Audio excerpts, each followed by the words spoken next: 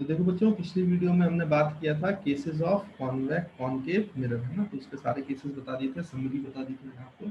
अब हम आते हैं किस पर, केसेस ऑफ कॉन्वेक्स मिरर, है ना। तो आप अब हेडिंग डालोगे ऊपर, image formation, image formation, formation by convex mirror.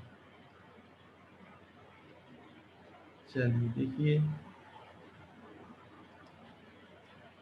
तो कैसे, अब इसमें जो है, इसमें ज़्यादा केसेस नहीं है बेटा। एक्चुअली में आप बोलो तो एक ही केस होता है, लेकिन उसको थोड़ा सा पार्ट बाई पार्ट डिवाइड कर लें तो हम दो केसेस में तोड़ सकते हैं, एक इन्फिनिटी के लिए और एक आपके किसी भी इन्फिनिटी से लेकर पोल के बीच के लिए। चलिए बताते हैं कैसे। तो यहाँ पे कॉन्केव मिरर में जैसे इमेज की प्रॉपर्टीज चेंज होती है ना, वैसी प्रॉपर्टीज कॉन्वेक्स मिरर में चेंज नहीं होती। कॉन्वेक्स मिरर में एक ही प्रॉपर्टी होती है, इसलिए हम यहाँ पे कोई केसेस नहीं बनाएंगे जैसे प्लेन मिरर में नहीं बनाते थे। फिर भी समझने के लिए आप दो केसेस में डील कर सकते हो, एक बार ऑब्जेक्ट को इन्फिनिटी पे रख लो और एक बार कहीं पे भी रख लो, तो प्रॉपर्टीज जो है वो सेम रहती है। चलिए तो वन बाई वन करके डिस्कस कर लेते हैं। तो केस नंबर फर्स्ट, इसमें आप ले लो बेटा कि ऑब्जेक्ट जो है अभी कहाँ रखा है, object is at infinity, object is at infinity, है ना। तो यहाँ पे सबसे पहले कॉन्वेक्स मिरर ड्रॉ कर लेते हैं भाई। तो ये हमारा कॉन्वेक्स मिरर है, हम पता है इस तरीके से बनते हैं, बाहर वाली साइड से रिफ्लेक्शन होता है और अंदर वाली साइड पॉलिश कर दी जाती है। और ये आपका प्रिंसिपल एक्सिस है बच्चों। तो आपको पता है इसका सेंटर ऑफ कर्वेचर इस साइड होगा, तो ये सेंटर ऑफ कर्वेचर, और ये हो गया बेटा इसका फोकस। और इमेज कहाँ है बेटा, इन्फिनिटी पे। तो मैंने आपको बताया था ना कि इमेज जब इन्फिनिटी, सॉरी ऑब्जेक्ट इन्फिनिटी, तो ऑब्जेक्ट जब इन्फिनिटी पे होता है तो उसमें भी दो पार्ट में सॉल्व किया जा सकता है। ये हो सकता है कि इन्फिनिटी से हमेशा रेस पैरेलल आती है, तो पैरेलल टू प्रिंसिपल एक्सिस आए, या हो सकता है वो आपस में तो पैरेलल हो but parallel to principal axis ना हो। तो मैं दोनों पार्ट बता देता हूँ वन बाई वन करके। तो पहला पार्ट भाई, जब आपका ऑब्जेक्ट इन्फिनिटी, तो रेस कैसी आएंगी बच्चों, पैरेलल, है ना। दूसरे कलर से बना लेते हैं, तो ये रेस जो है पैरेलल आएंगी। और अभी मान रहे हैं कि ए पार्ट में ये पैरेलल टू प्रिंसिपल एक्सिस भी आ रहा है, तो ये पैरेलल टू प्रिंसिपल एक्सिस। अब आपको पता है कि जब parallel to principal axis rays आती है तो टकराने के बाद ऐसा लगता है कि ये फोकस से आ रही है, रिफ्लेक्टेड रे ऐसे लगेगी कि कहाँ से आ रही है, फोकस। तो देखो बेटा, ये दोनों रेस जो है डाइवर्ज कर गई, तो ये इन्फिनिटी पे तो नहीं मिलेंगी क्योंकि इनके बीच की दूरी बढ़ रही है। तो हम पीछे एक्सटेंड करेंगे तो आपको पता है ये कहाँ इंटरसेक्ट करती है, फोकस पे, मतलब इमेज बनेगी फोकस पे। और क्योंकि यहाँ पर एक्चुअल इंटरसेक्शन रेस का नहीं है, ऐसा हमें लग रहा है, अपीयर्स टू मीट है, लेकिन इमेज तो बनती है। तो उस इमेज को हम कौन सी इमेज कहते हैं बेटा, वर्चुअल इमेज। और वर्चुअल होती है तो इरेक्ट होती है, इसमें भी कोई दिक्कत नहीं। तो हम यहाँ पे फर्स्ट प्रॉपर्टी लिख सकते हैं बेटा इमेज की, कि वर्चुअल बनेगी, और कैसी बनेगी, and erect, virtual and erect. Erect वाला जो कॉन्सेप्ट है शायद आपको अभी समझ में नहीं आया, क्योंकि अभी तो आपको पॉइंट साइज दिख रहा है, लेकिन मैं इसका दूसरा डायग्राम बनाऊंगा तो आपको क्लियरली समझ में आ जाएगा कि इरेक्ट क्यों बोल रहा हूँ। फिर उसके बाद जो है आप ध्यान दो, तो सेकंड जो इसकी प्रॉपर्टी है कि भाई कैसी, कहाँ बन रही है, तो फोकस पे बन रही है, एट फोकस। और तीसरा इसके साइज की बात करें तो देखो पॉइंट साइज है बेटा, पॉइंट साइज, पॉइंट साइज है ना, पॉइंट बन रही है, फोकस पे पॉइंट है, पॉइंटेड है, तो पॉइंट साइज। चलिए, अब मैं इसमें बी पार्ट करा देता हूँ, है ना। केस वन ही चल रहा है बट उसका बी पार्ट। अब जो है आप इन्फिनिटी से पैरेलल रेस तो आएंगी but not parallel to principal axis. जैसे हमने याद करो उसमें भी किया था दो पार्ट कॉन्केव मिरर में, याद होगा आपको, है ना, रेड आई। तो यहाँ पे बच्चों ये आपका मिरर हो गया, कॉन्वेक्स मिरर। ये आपका क्या हो गया बच्चों, प्रिंसिपल एक्सिस। ये हो गया आपका पोल, यहाँ पोल लिखना भूल गया था, उसको लिख लेना। ये फोकस, और ये जो है आपका सेंटर ऑफ कर्वेचर।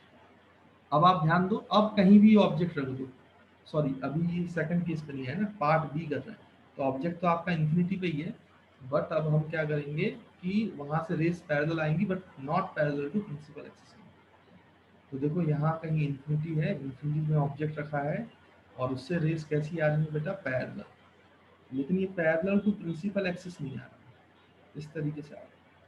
तो एक रे मान लो पोल पे आ जाती है, एक रे यहाँ पे जाती है। देखो ये बना लिया बेटा, है ना। आई होप इसमें कोई दिक्कत नहीं है। अब उसके बाद अब रिफ्लेक्टेड रे कैसे जाएंगी, तो हमें 2 रिफ्लेक्टेड रे चाहिए, तो मैंने 2 रेस पैरेलल बना दी, लेकिन देख पा रहे हो आप ये प्रिंसिपल एक्सिस के पैरेलल नहीं है। तो पहली रे पोल पे गिरी है, तो जितने एंगल पे गिरी उतनी एंगल पे चली जाएगी। मेरे ख्याल से इसमें तो कोई प्रॉब्लम है नहीं। ये रिफ्लेक्टेड रे, यहाँ पे रिफ्लेक्टेड रे बनाना है इस पॉइंट पर, तो हमें पहले क्या करना पड़ेगा बेटा, इसको सेंटर ऑफ कर्वेचर से जोड़ना पड़ेगा। तो आप सेंटर ऑफ कर्वेचर से जोड़ दो तो ये नॉर्मल हो गया। अब जितना एंगल पे गिरा है उतनी एंगल से रिफ्लेक्ट होगा, तो ये कुछ इस तरीके से चलेगा। अब देखो ये जो दोनों जो लाइंस हैं ये डाइवर्जिंग है, दोनों रिफ्लेक्टेड डाइवर्जिंग है, इनके बीच का जो डिस्टेंस है वो बढ़ रहा है। तो ये पीछे कहीं जाके नहीं मिलेंगी, तो हमें कहाँ मिलती हुई नजर आएंगी बेटा, तो आप देखो आपको ये पीछे मिलती हुई नजर आएंगी अगर आप इसको एक्सटेंड करो। ये आपको पीछे मिलती हुई नजर आएंगी अगर आप एक्सटेंड, तो आपको देखो इमेज ऐसे मिलेगी। This is the image that is A dash and B dash. तो देखो कहाँ बन रही है बेटा, क्या क्या प्रॉपर्टी। अब आपको समझ में आ रहा होगा कि इरेक्ट क्यों बोला था मैंने, क्योंकि देखो इन्फिनिटी पे ऑब्जेक्ट है above the principal axis, image भी बन रही है अबव द प्रिंसिपल एक्सिस, इसलिए इरेक्ट है। तो वर्चुअल है क्योंकि रियल इंटरसेक्शन नहीं है रिफ्लेक्टेड रेस का, तो वर्चुअल है। और दूसरी बात इरेक्ट है, ये तो समझ में आ ही रहा है। सेकंड कहाँ बन रही है, तो फिर से वही एट फोकस। और मैं कहूँ ना तो ये वही चीज है, और फोकल प्लेन में बनती है, फोकल प्लेन पे बनती है बेटा, फोकल प्लेन है ना। आप फोकल प्लेन जानते हो क्या है, मैं अभी बना के ही बता देता हूँ, टेंशन मत लो। और देखो आप कैसी बनी है, हाईली डिमिनिश्ड। भाई ऑब्जेक्ट की साइज बहुत बड़ी है, उसके कंपैरिजन में इमेज की साइज तो बहुत छोटी होगी, तो हाईली डिमिनिश्ड इमेज है ना। तो पॉइंट साइज ही हाईली डिमिनिश्ड होता है, और बाकी हाईली डिमिनिश्ड तो बनती ही है, कोई इसमें दिक्कत नहीं। और अगर आप देखो तो फोकल प्लेन में आपको बताया था ऐसा प्लेन जो परपेंडिकुलर टू, किसके परपेंडिकुलर हो बेटा, perpendicular to principal axis and passing through कहाँ से पास करता हो बच्चों, पासिंग थ्रू आपका फोकस। तो इसको हम कौन सा प्लेन बोलते हैं बच्चों, फोकल प्लेन। ये जो वर्टिकल प्लेन है, परपेंडिकुलर प्लेन है, passing through focus, perpendicular to क्या बेटा, प्रिंसिपल एक्सिस। तो इस प्लेन को ही बोला जाता है फोकल प्लेन। आई होप आपको फोकल प्लेन समझ में आता है। तो देखो इमेज हमेशा फोकल प्लेन पे ही बनती है जब भी ऑब्जेक्ट इन्फिनिटी पे होता है, चाहे वो पॉइंट साइज की बने, चाहे वो किसकी बने बच्चों, एक्सटेंडेड इमेज बने, है ना, वर्चुअल और इरेक्ट। आई होप आपको ऑब्जेक्ट इज इन्फिनिटी के दोनों पार्ट क्लियर होंगे, समझ में आएंगे, है ना। तो इसको नोट कर लीजिए जल्दी से, फिर हम नेक्स्ट स्लाइड पे आते हैं। अब देखिए बच्चों, अब हम करते हैं केस नंबर 2 स्टडी। तो सेकंड केस में अब ऑब्जेक्ट को आप इन्फिनिटी से पोल के बीच में कहीं भी रखो, कोई फर्क नहीं पड़ता है, कहीं पे भी रखने पे इमेज की प्रॉपर्टीज चेंज नहीं होती, वही रहती है। और इनफैक्ट जो आपने इन्फिनिटी में अभी प्रॉपर्टीज पढ़ी हैं वैसी ही प्रॉपर्टीज हैं। तो हालांकि इन्फिनिटी वाला केस भी कोई अलग केस नहीं है, लेकिन फिर भी इन्फिनिटी की स्टडी अलग से कर लेनी चाहिए हमें, अगर पूछा जाए तो आपको आना चाहिए, इसलिए मैंने बता दी। तो केस नंबर 2 आप बोल सकते हो कि अब ऑब्जेक्ट जो है वो पोल और इन्फिनिटी के बीच में रखा जाएगा। Object is between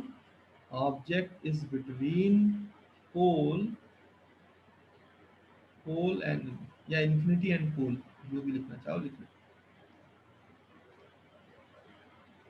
infinity and पोल।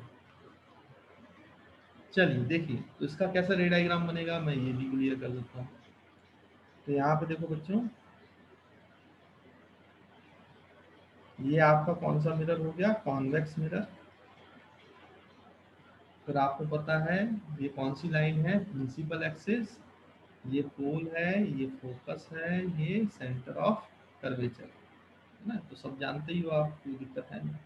और कहीं पे भी आप ऑब्जेक्ट रख दो, तो ये हमारा ऑब्जेक्ट हो गया ए, और ये पॉइंट बी। चलिए बनाते हैं। तो हम यहाँ पे सबसे पहले पहला रूल यूज कर लेते हैं। अगर पैरेलल टू प्रिंसिपल एक्सिस रे जाएगी तो आपको पता है टकराने के बाद ऐसा लगेगा कि वो फोकस से रिफ्लेक्ट हो रही है, तो ये ऐसे रिफ्लेक्ट होगी। चलिए एक रे मिल गई, दूसरी रे बनाते हैं। तो दूसरी रे किसी और कलर से बना लेते हैं, दैट सपोज ब्लू कलर ले लेते हैं।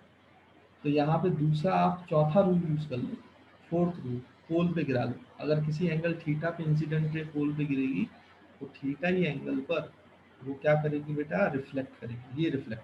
अब देखो आप ये रेड और ब्लू वाली रिफ्लेक्टेड रेस देखो, तो ये डाइवर्जिंग है, दिख रहा होगा आपको, और अगर डाइवर्जिंग है तो ये लेफ्ट साइड में तो कहीं नहीं मिलने वाले, क्योंकि इनके बीच की डिस्टेंस बढ़ रही है। तो हमें ऑब्वियसली बात है इसको पीछे एक्सटेंड करना पड़ेगा इंटरसेक्शन के लिए, तो एक्सटेंड करो। तो ये रेड लाइन का एक्सटेंशन तो है ही, और ये ब्लू कलर का, तो देखो यहाँ कहीं मिल रही है दोनों रेस, जहाँ मिल रही है वही पॉइंट है इमेज का, that is A dash and B dash. तो आपको समझ में आ रहा होगा कि ये रही कैसी है, ये जो है इमेज, ये एक्चुअल इंटरसेक्शन नहीं है ना, ये अपीयर्स है, मतलब ऐसा लग रहा है कि यहाँ मिल रही है, लेकिन इमेज तो दिख रही है। इसलिए ये इमेज कैसी इमेज होती है बेटा, वर्चुअल। और देखो जैसे मैंने आपको पहले बोला भी है कि वर्चुअल होती है तो वो इरेक्ट भी होती है, देखो इरेक्ट भी दिख रही है। Above the principal axis object है, तो अबव द प्रिंसिपल एक्सिस जो है आपकी इमेज, तो वर्चुअल है और इरेक्ट है। सेकंड पॉइंट, कहाँ बन रही है, तो पोल एंड फोकस। तो इसकी पोजीशन जो है, लोकेशन जो है वो है between pole and focus, pole and focus. और तीसरी चीज कैसी है, तो डिमिनिश्ड है बेटा, ऑब्जेक्ट की साइज से इमेज की साइज जो है वो छोटी है, डिमिनिश्ड इमेज। तो ये प्रॉपर्टीज हैं किसकी बच्चों, आपके कॉन्वेक्स मिरर की। तो ये आपके इमेज फॉर्मेशन के केसेस हो गए कॉन्वेक्स मिरर। आई होप आपको image formation by the convex mirror clear होगा, समझ में। और इसमें आपको कोई याद करने की जरूरत ही नहीं, एक ही केस है important, that is this one. तो आप वैसे भी इसको रे डायग्राम बना के देख लेना, तो आपको याद हो जाएगा। मेन आपको प्रैक्टिस करनी पड़ेगी कॉनकेव मिरर की, है ना, तो वो जरूर कर दीजिएगा, तो इसको नोट कर लो बच्चे।